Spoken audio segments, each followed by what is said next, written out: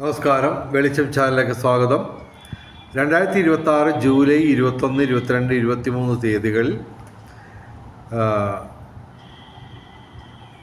12 രാശിക്കാർക്കും ഏതൊക്കെ രീതിയിൽ അനുഭവങ്ങൾ വരുമെന്നുള്ളതാണ് ഇതിൽ പറയുന്നത്.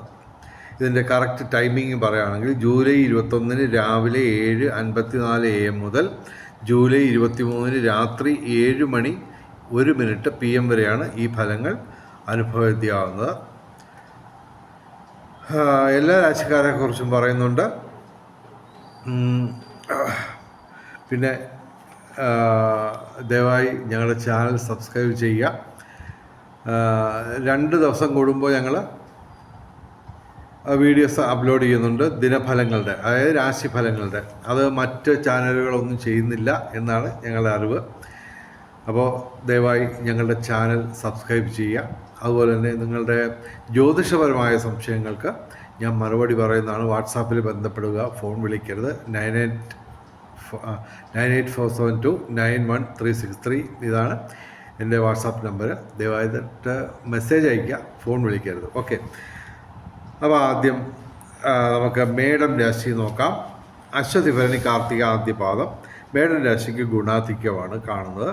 കാര്യം ശനി മാത്രമാണ് പ്രതികൂലമായിട്ട് നിൽക്കുന്നത്. 7 ശനിയാണ്. ഓക്കെ. അപ്പോൾ 7 ശനിയുടെ തുടക്കമാണ്.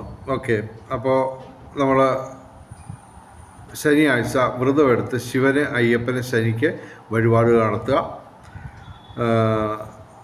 അതുപോലെ തന്നെ ഇവർക്ക് 4 ഗ്രഹങ്ങൾ ഗുണദോഷ സമ്മിശ്രമായിട്ടും 4 ഗ്രഹങ്ങൾ ഗുണാധിക്യം തരുന്ന രീതിയിലുമാണ് നിലകൊള്ളുന്നത്.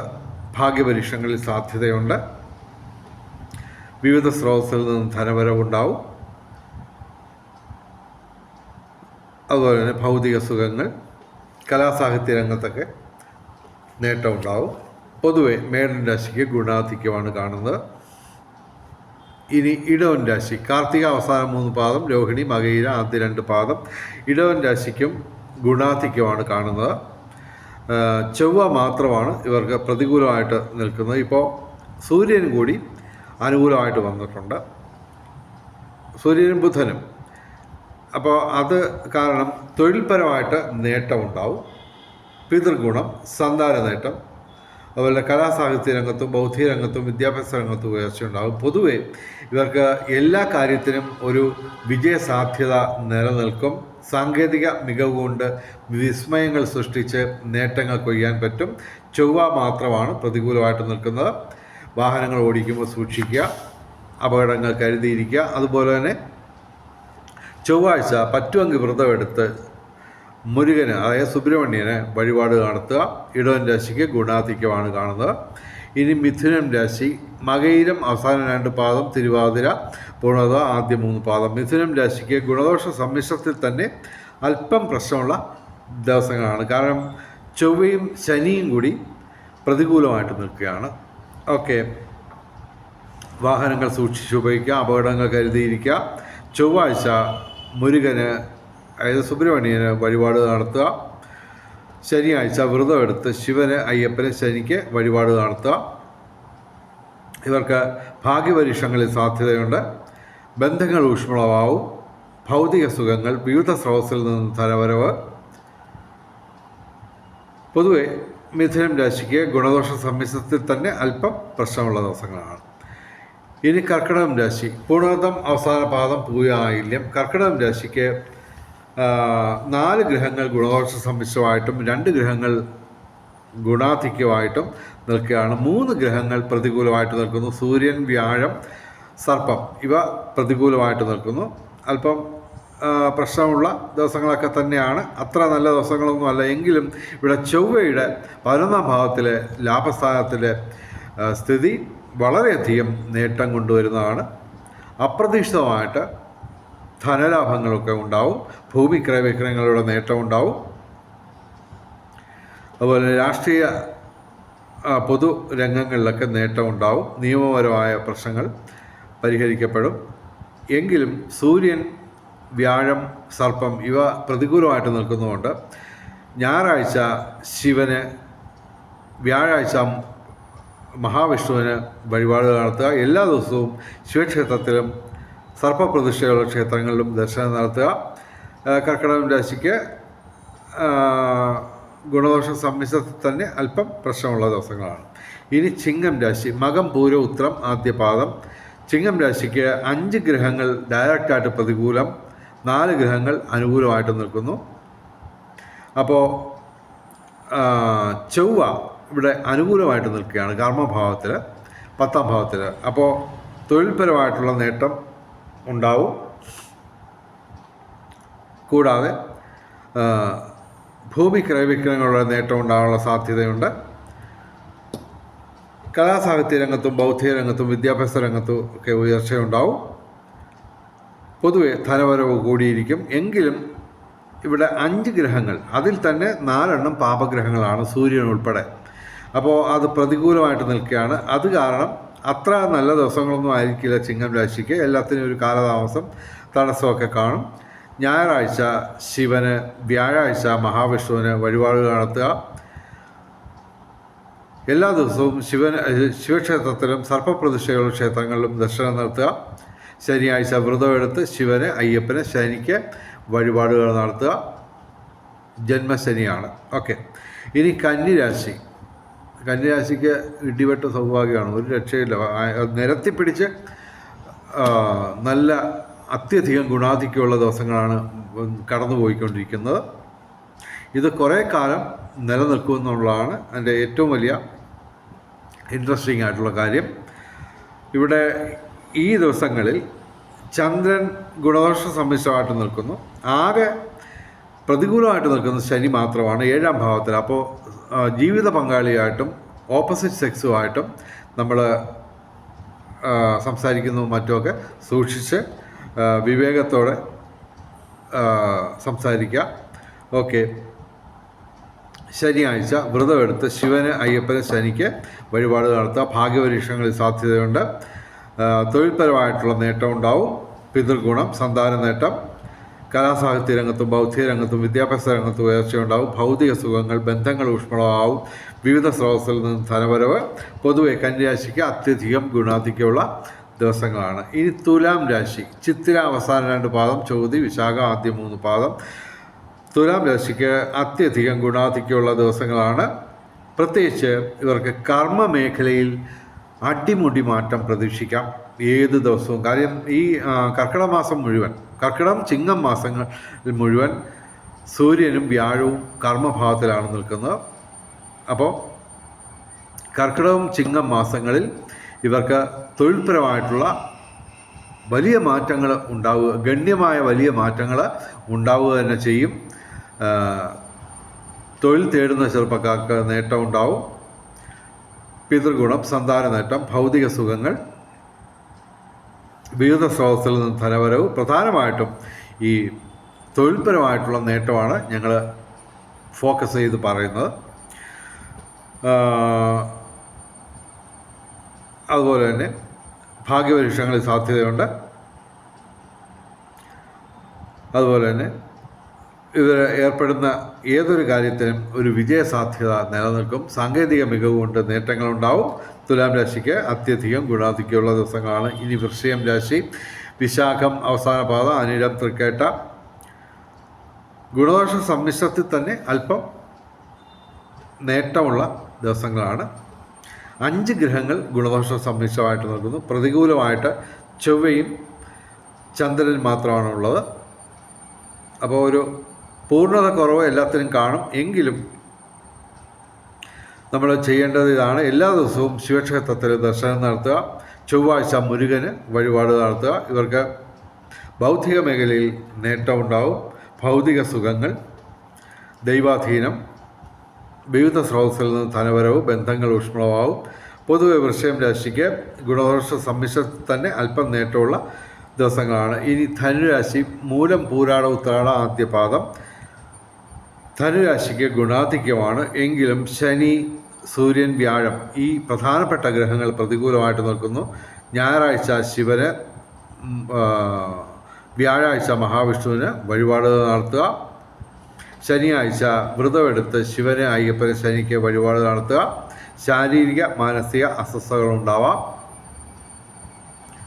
ഓക്കെ. അതുപോലെ തന്നെ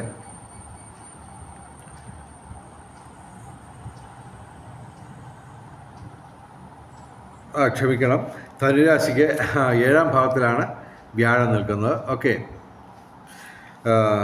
എങ്കിലും സൂര്യൻ ഇവിടെ പ്രതികൂലമായിട്ട് നിൽക്കുകയാണ്. അപ്പോൾ ഓപ്പോസിറ്റ് സെക്സുമായിട്ട്, ജീവിത പങ്കാളിയായിട്ട് പ്രശ്നങ്ങൾ ഉണ്ടാകാനുള്ള സാധ്യതയുണ്ട്.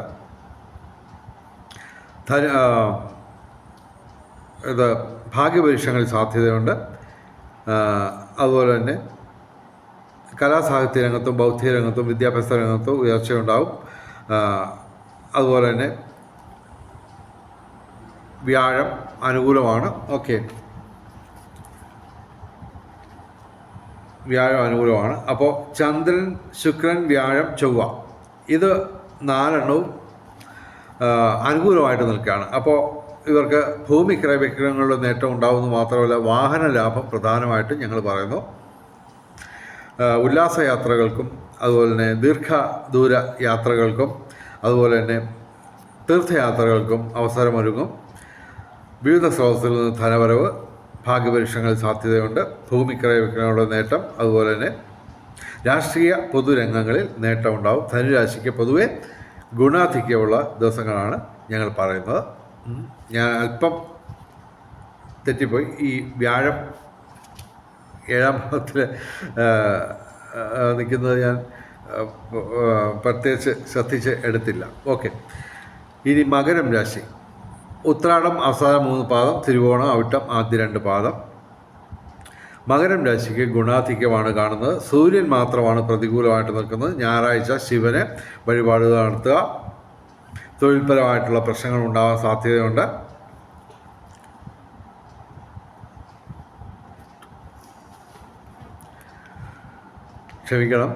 വീണ്ടും ക്ഷമിക്കണം. അതായത് ധനുരാശിക്ക് വ്യാഴം പ്രതികൂലമായിട്ട് തന്നെ നിൽക്കുകയാണ്.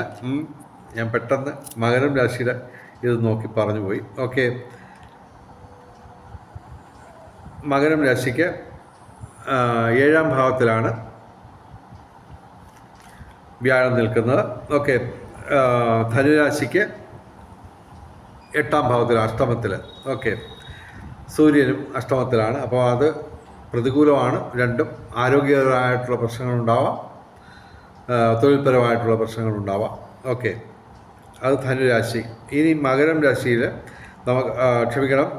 മകരം രാശിയിൽ വ്യാഴം അനുകൂലമാണ്. 7ാം ഭാവത്തിൽ അനുകൂലമായിട്ട് നിൽക്കുന്നു. അപ്പോൾ ദാമ്പത്യ ജീവിതത്തിൽ നേട്ടമുണ്ടാവും. വിവാഹം കാത്തു നിൽക്കുന്ന യുവതി യുവാക്കൾക്ക് നേട്ടമുണ്ടാവും. അതുപോലെ തന്നെ 7ാം ഭാവത്തിൽ സൂര്യൻ നിൽക്കുന്നതിനാൽ ജീവിത പങ്കാളിയായിട്ട് അല്ലെങ്കിൽ ഓപ്പോസിറ്റ് സെക്സുമായിട്ട് പ്രശ്നം ഉണ്ടാകാനുള്ള സാധ്യതയുണ്ട്. ഇവർ ഏർപ്പെടുന്ന ഏതൊരു കാര്യത്തിനും വിജയസാധ്യത നിലനിൽക്കുന്നു. അതുപോലെ തന്നെ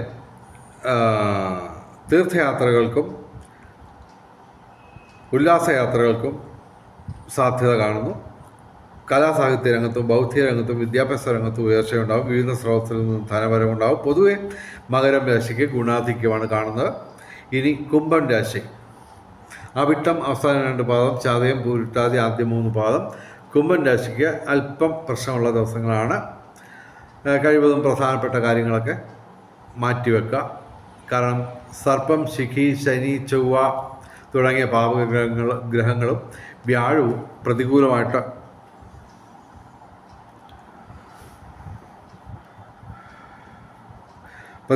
നിൽക്കുകയാണ്. സൂര്യൻ മാത്രമാണ് അനുകൂലമായിട്ട് നിൽക്കുന്നത്. അതുകൊണ്ട് മാത്രം കാര്യങ്ങളെല്ലാം നേരെയാവില്ല.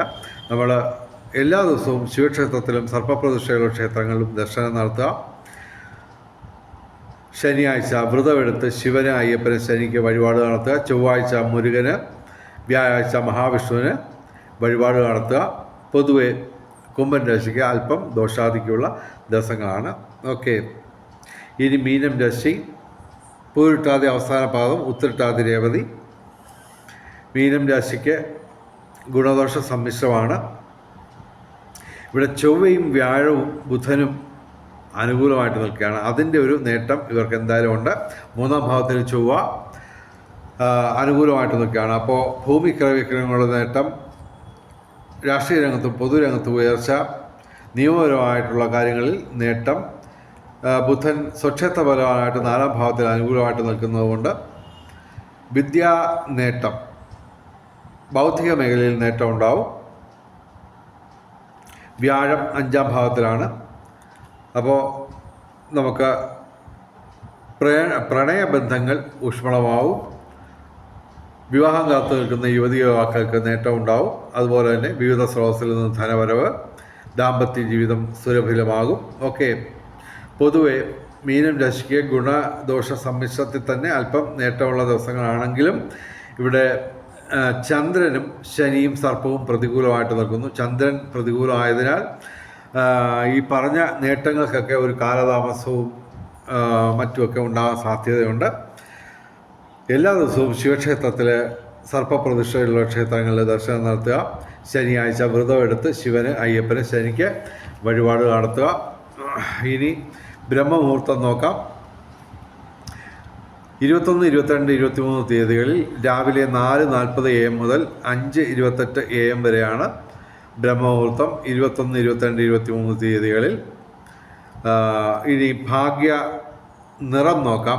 21-ാം തീയതി ചൊവ്വാഴ്ച ചുവപ്പ്, 22-ാം തീയതി ബുധനാഴ്ച പച്ച, 23-ാം തീയതി വ്യാഴാഴ്ച മഞ്ഞ, അല്ലെങ്കിൽ ഇവയുടെ ഇളം നിറങ്ങൾ, അല്ലെങ്കിൽ ഈ നിറങ്ങൾ ഡിസൈനായിട്ട് വരുന്ന വസ്ത്രങ്ങൾ ധരിച്ചാൽ ഭാഗ്യവർദ്ധനമുണ്ടാകുന്നതാണ്. ഇനി അഭിജിത്ത് മുഹൂർത്തം നോക്കാം. 22-ാം തീയതി അഭിജിത്ത് മുഹൂർത്തം ഇല്ല. 21, 23 തീയതികളിൽ ഉച്ചയ്ക്ക് 12:03 PM മുതൽ ഉച്ചയ്ക്ക് 12:53 PM വരെയാണ് അഭിജിത്ത് മുഹൂർത്തം. അഭിജിത്ത് മുഹൂർത്തത്തിലും ബ്രഹ്മമുഹൂർത്തത്തിലും പ്രധാനപ്പെട്ട കാര്യങ്ങൾ ചെയ്യാൻ ശ്രമിക്കുക. ബ്രഹ്മമുഹൂർത്തത്തിൽ പ്രാർത്ഥനകൾക്കും ക്ഷേത്ര ദർശനത്തിനും മന്ത്രജപങ്ങൾക്കും സമയം കണ്ടെത്തുക. ഇനി രാഹുകാലം നോക്കാം. 21-ാം തീയതി വൈകിട്ട് 3:34 PM മുതൽ വൈകിട്ട് 5:08 PM വരെയാണ് 21-ാം തീയതി രാഹുകാലം. 22-ാം തീയതി ഉച്ചയ്ക്ക് 12:28 PM മുതൽ ഉച്ചയ്ക്ക് 2:01 PM വരെയാണ് 22-ാം തീയതി രാഹുകാലം. 23-ാം തീയതി ഉച്ചയ്ക്ക് 2:01 PM മുതൽ ഉച്ചയ്ക്ക് ശേഷം 3:34 PM വരെ രാഹുകാലമാണ്. 23-ാം തീയതി രാഹുകാലത്ത് യാത്രകൾ ഒഴിവാക്കുക. അതുപോലെ തന്നെ പ്രധാനപ്പെട്ട കാര്യങ്ങളിൽ നിന്ന് വിട്ടുനിൽക്കുക. ഇനി ഭാഗ്യ നമ്പറുകൾ നോക്കാം. 21/7/2026 2 ഏറ്റവും വലിയ ഭാഗ്യസംഖ്യ. 3, 1, 7, 6, 9 ഇവയും ഭാഗ്യസംഖ്യകളാണ്. 22/7/2026 3 ഏറ്റവും വലിയ ഭാഗ്യസംഖ്യ. 4, 2, 7, 6, 9 ഇവയും ഭാഗ്യസംഖ്യകളാണ്. 23/7/2026 4 ഏറ്റവും വലിയ ഭാഗ്യസംഖ്യ.